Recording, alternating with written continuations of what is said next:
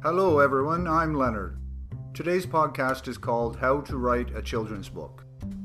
As an author with access to the internet, you have innumerable resources at your disposal.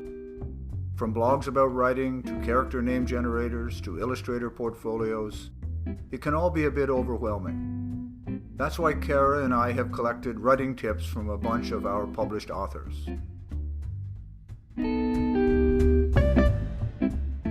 First up, we have Oksana Crawley, author of Super Hammy My First Reading series. Tip number 1. Appeal to all the senses in your writing. Imagine yourself in a situation. Describe what you're seeing, smelling, hearing, tasting, feeling. Tip number 2.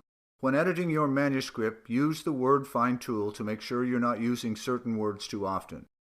For example, was, just, but, and.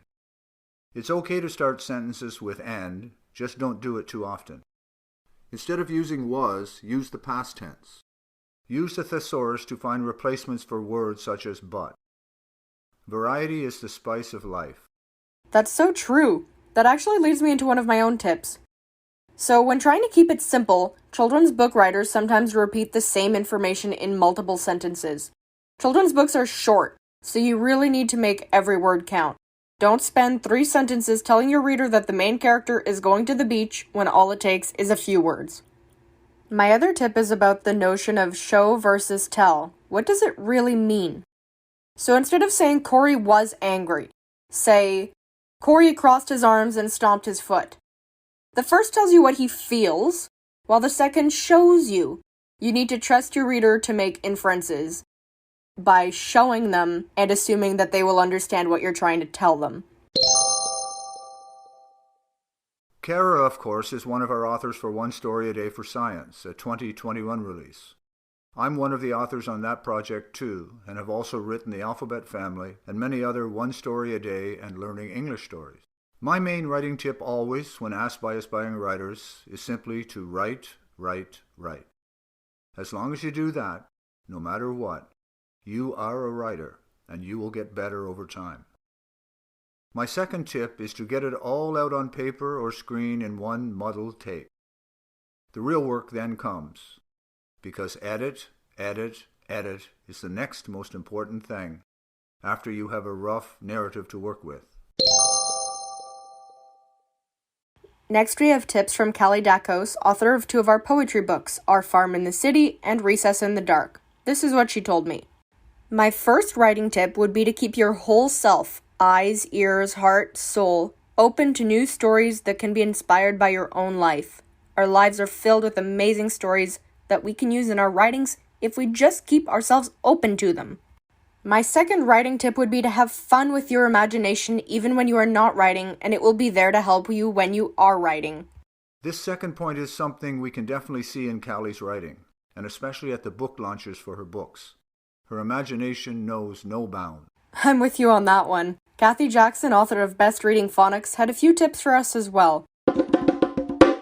Hopefully you have a child nearby, because her first tip is, while writing, read sections aloud. Then read the completed story to a child. Kids are honest about what they like and don't like. Plus, they're the intended audience. That's a great tip from Kathy.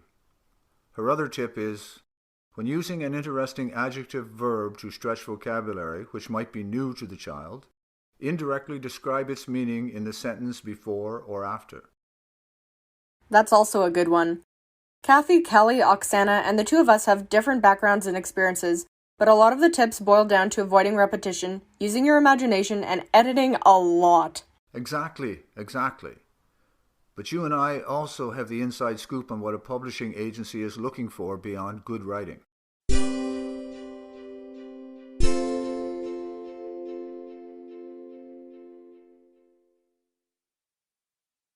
Now we're going to talk about these 2 big questions. What are the biggest mistakes an author can make when submitting? What do you look for in a submission? So I have 3 things that come to mind in regards to the first question, the biggest mistakes. Number 1, typos. 1 or 2 is forgivable, but tons? Nope. The second thing is sending us a manuscript that doesn't need us. If it's already self-published, illustrated, edited, what exactly do you want from us anyways? And 3, sending a manuscript that doesn't fit in our mandate, us being an educational children's book, game, or music, and doing this without proposing a way to make it fit. Leonard, I know you had something to say about that. Yes, that's the biggest mistake you can make when submitting a manuscript to a publisher, not doing your research about the company before hitting the send button. Have you perused the website to make sure that the work you are submitting is actually something that the publisher will be interested in? You do picture books, and the publisher does college texts.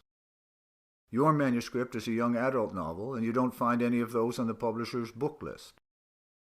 Ask yourself, is it a good idea to submit this book to that publisher?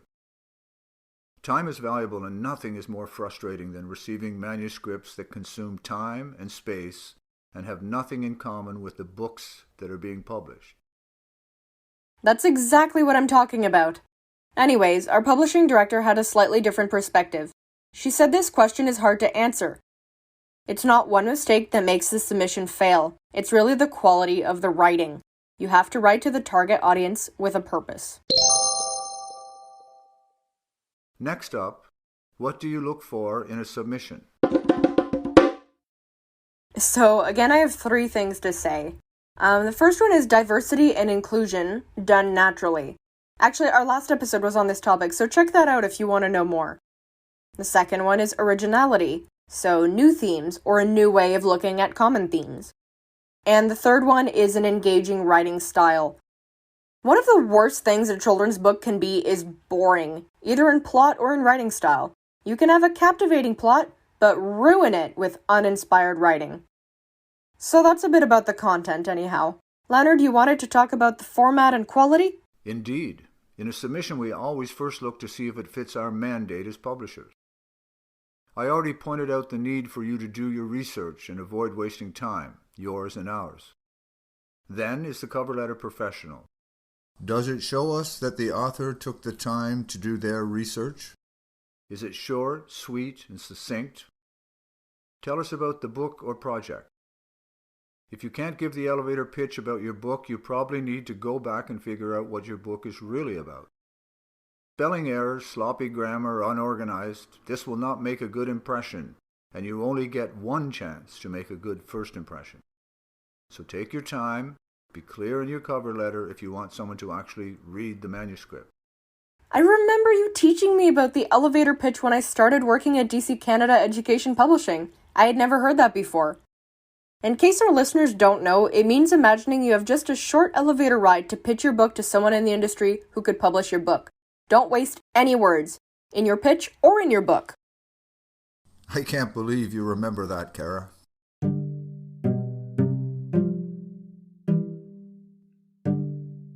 Well, that's kind of all we have for today's episode. This was our first one out of the author and illustrators half of the podcast. But hopefully parents and educators enjoyed this one too. Who knows, maybe this will inspire them to write a book. Anyways, happy writing, everybody. Thank you for joining us.